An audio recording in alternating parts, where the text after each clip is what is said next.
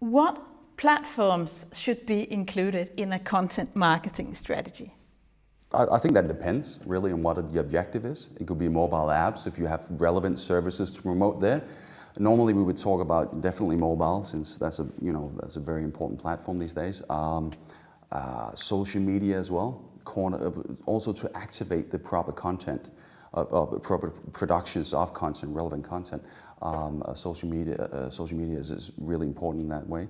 Your own media, of course, your website, YouTube, and an array of platforms can actually be relevant. So you mentioned websites. What role should a website play in your approach?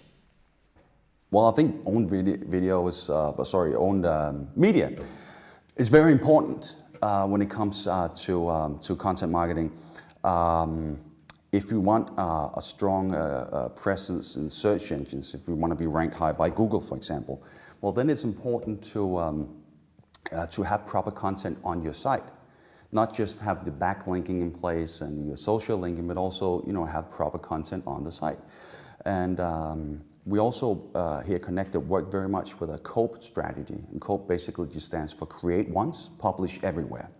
So basically we take an approach that says, how can we enhance the experience that the customer has when they visit our own sites? And how can we activate that on different channels afterwards? So it points into our own site as well. So create once, publish everywhere. What's the role of social media in that? I think social media is very, very important. I mean, we all know that today most people actually meet new brands, meet new products through either social media or search engines, and those basically have the same amount of presence for the customer. So social media is super important, and that's where a lot of us spend our time online, is on social media. So I think social media is very important. Often when we produce a piece of content, it's published on a lot of different channels, and most of them are social media channels. So it could be Twitter or LinkedIn or Facebook or whatever it might be. And that might be a teaser for the content. There's another social platform, YouTube, which again has call to actions which leads into the site or down into the store. So social media is a very, very integrated part in publishing our content. And content is a very integrated part of social media because that's where we create engagement. So in other words, it seems to be totally entangled. What is the best way to integrate them, to entangle them and make these platforms work together? I think it's when you produce the content, or if you have the content and simply want to activate it, it's to know what channels you want to use and know what should these channels convert to. So you just build brand advocacy out there in the social platform, for example, but not necessarily convert somewhere else, or should it have teasers, part of a content that leads, as I said before, to YouTube platform, which in turn leads to our website.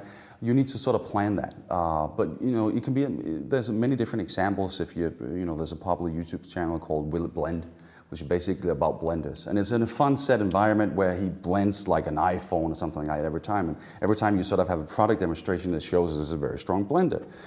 But you can also, if you make a new video on YouTube, for example, that video could be linked and published on other social platforms, Twitter, Facebook, whatever.